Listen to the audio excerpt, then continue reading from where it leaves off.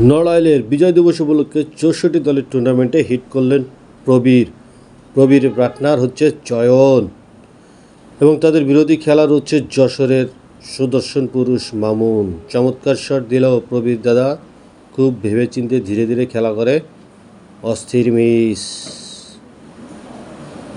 Strike এখন যশোরের মামুনের হাতে।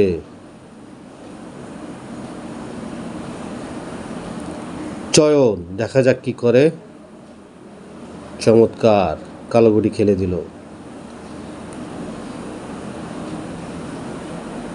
একের পর এক গুটি খেলেই যাচ্ছে মুরব্বি,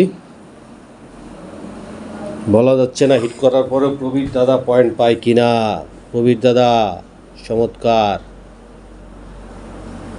মামু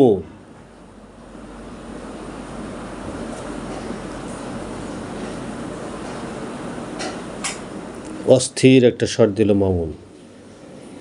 চয়ন ব্যাস খেলে দিল, আবারও খেলে দিল চয়ন। ও নো, মাথা নষ্ট।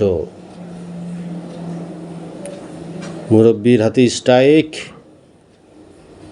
Bad luck. প্রবীর দাদা মিস করে ফেললেন।